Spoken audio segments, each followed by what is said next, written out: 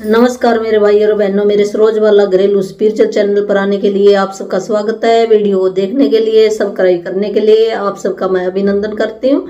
आज का हमारा टॉपिक है सांस लेने संबंधी समस्याएं। जो भी है, जिसका भी सांस अटक अटक के आता है, जब बहुत तेजी तेजी से सांस चलता है, सांस लेने में दिक्कत होती है और भी नॉर्मल सांस नहीं ले सकता, या अस्थमा है, या वैसे ही उसको सांस चढ़ जाता है चलने से, बैठने से। कई बार है ना, बैठे बैठे भी सांस चढ़ जाता है और चलते फिरते तब भी सांस की प्रॉब्लम होती है। तो वो क्यों हो जाती है सांस की प्रॉब्लम? भी उसके मन के अंदर कोई भय बैठा हुआ है, या तो पहले का बचपन का डर बैठा है, या फिर जो हमारा भविष्य है उसके बारे में कोई डर बैठा है। भी मेरा क्या होगा, कुछ ना कुछ उसके मन के अंदर डर है, इस करके उसको सांस की तकलीफ हो जाती है। या फिर वो अपने जीवन पर विश्वास नहीं करता, जो मेरे साथ हो रहा है भी बहुत ही अच्छा हो रहा है, वो ऐसे नहीं समझता, उसको नेगेटिव ले लेता कोई भी बात को।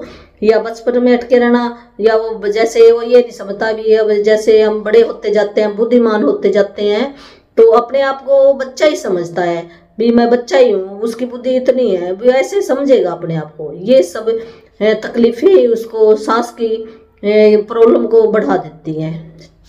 भी उसका सांस रुक जाता है, धीमा धीमा सांस चलता है, या बहुत तेजी तेजी सांस चढ़ जाता है उसके, जिसको कहते हैं सांस की बीमारी होगी, अस्थमा हो गया, इसको चलने से भी इसका श्वास चढ़ जाता है, ये कह देते हैं। तो हमने करना क्या है, इसके लिए कैसे दूर हो सकता है? जब हम इन कारणों को, ये जो विचार हमारे अंदर है, इन विचारों को बाहर निकाल देंगे तो अपने आप ही ठीक हो जाएगा। जो डॉक्टर की आप दवाई है वो करते रहो, और ये 80% जो ये मंत्र काम करेगा आपका। वैसे तो 100% कहते हैं, फिर भी हम कहते हैं कोई बात नहीं, डॉक्टर के भी शुक्राने करो, जो दवाई दे रहा है वो आप अपनी लेते रहो, अपने आप ही धीरे धीरे आपकी दवाई कम होती जाएगी। तो हमने कौन सा मंत्र करना? 5 मिनट सवेरे, 5 मिनट रात को सोते टाइम, दिन में भी कर सकते हो। इसकी रिकॉर्डिंग बना कान में सुन सकते हो आप।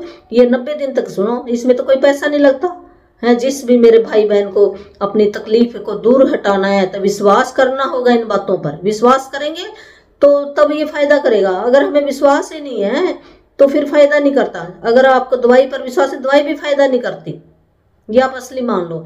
अगर आपको डॉक्टर पर विश्वास नहीं है तो चाहे वो कितनी अच्छी दवाई दे दे तो काम नहीं करेगी।